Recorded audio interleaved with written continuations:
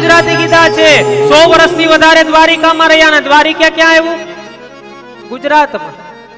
ભગવાન શિવના કેટલા જ્યોતિર્લિંગ? મને અવાજ ન થતો ને એમાં કાનવાળો પ્રોબ્લેમ છે થોડોક મને.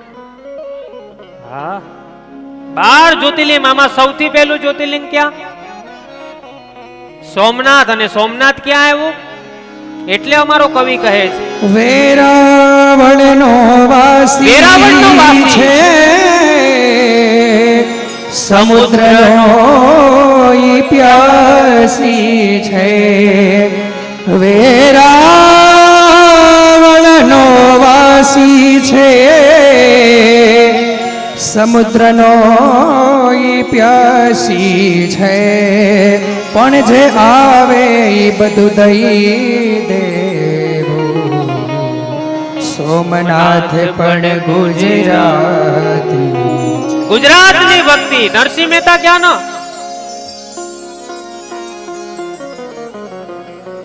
મીરાબાઈ ફૂટબોલમાં જેમ ખેલાડી એ ફૂટબોલ ને લાત મારે ને એમ મીરાબાઈ લાત મારી મેવાડ છોડી અને દ્વારકાધીશના મંદિરમાં આવે અને રોજ હાથ ફેલાવે, એ કનૈયા હવે તો મને અપનાવી લે. રોજ નિત્ય નિયમ. પણ એક વખત દ્વારકાનો ઇતિહાસ છે. ભગવાને દ્વારકાધીશે હાથ ફેલાવ્યા અને કહ્યું મીરા તું મારામાં સમાઈ જા. આ ગુજરાતની ભક્તિ. નરસિંહ મહેતા જેને આ દેશની આઝાદી અપાવી એ ક્યાંના? જવાબ આપજો. તમે બ્રાહ્મણ પાસે બહુ બોલાવશો ને તો સારું નથી. ગુજરાતના. ને અત્યારે દિલ્હી પર રાજ કરે ઈ ગુજરાતી. હા કાંઈ ઘટે નહીં. ગુજરાતની ભક્તિ પરિપક્વ છે સાહેબ. કહે છે કે હું ભક્તિ મહારાણી છું. આ મારા 2 દીકરા છે, જ્ઞાન અને વૈરાગ્ય અચેત અવસ્થામાં પડ્યા છે. મારું દુઃખ દૂર કરો, ભક્તિ મહારાણી કહે. હવે નારદ મુનિ વિચાર કરે કે જ્ઞાન ને વૈરાગ્ય ને જગાડવા કેમ? કેવી રીતના જગાડવું? ગીતાજીના શ્લોક કાનમાં બોલવામાં આવ્યા. જરા જાયગા પાછા અચેત અવસ્થામાં આવી ગયા. મહેશ અવાજ. હવે નારદ મુનિ વિચાર કરે કે જ્ઞાન અને વૈરાગ્યને જગાડવા માટે શું કરું? બધા સંતો પાસે જાય, જ્ઞાન અને વૈરાગ્યને જગાડવું કેમ? ત્યારે હરેક સંતના માંથી એક જ જવાબ આવ્યો કે એકમ ભાગવત શાસ્ત્ર મુક્તિદાને ન ગર્જતી. તમે જો ભાગવત કથા કરાવશો ને તો જ આ જ્ઞાન વૈરાગ્ય જાગશે. નારદ મુનિએ કથા તો ઘણી મોટી છે. સમય મારે 2020 મેચ રમવાની છે 7 દિવસમાં. હા પણ કથા કરને અધિકાર છે કઈ કથા કરવી, કઈ કથા ન કરવી. 7:30 બધા જો આવી જતા હોય તો સમય પર કથા પૂર્ણ થાય. આમ તો છે ને રોજ તો આપણે 8, 8:30 વાગે તારક મહેતા ચાલુ થાય પછી તો જમવા બેસીએ. 7 દિવસ તો જરાક નિયમ સુધારો કે વહેલા જમી લેવાનું.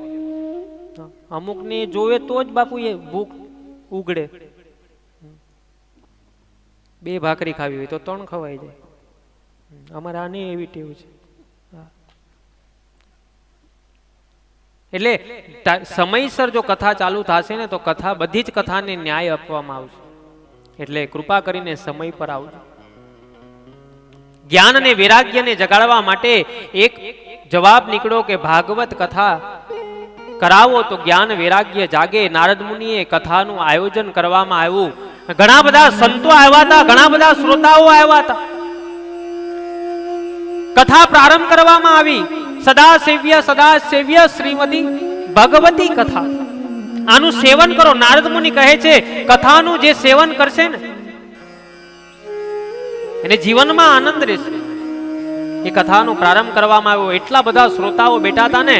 ભક્તિ મહારાણી આવે છે પણ કોઈ જગ્યાએ જગ્યા ન મળી. ક્યાં બેસું જગ્યા ન જોઈ. એટલે નારદ મુનિએ કહ્યું કે હે ભક્તિ મહારાણી, આ જેટલા પણ શ્રોતાઓ બેઠા છે ને એના હૃદયમાં તમે સ્થાન લ્યો. એટલે ભક્તિ મહારાણી છે ને એ દરેકના હૃદયમાં સ્થાન છે. ભક્તિ ક્યાં છે? આપણા હૃદયમાં સાહેબ. અમુકને મગજ પર ચડી ગઈ. જ્યાં સુધી હૃદયમાં છે ને ત્યાં સુધી બહુ સારું છે. એટલે ભાગવત કથા એ મુક્તિનું સાધન છે. મુક્તિ અપાવે. દેવોને પણ દુર્લભ ભાગવત છે.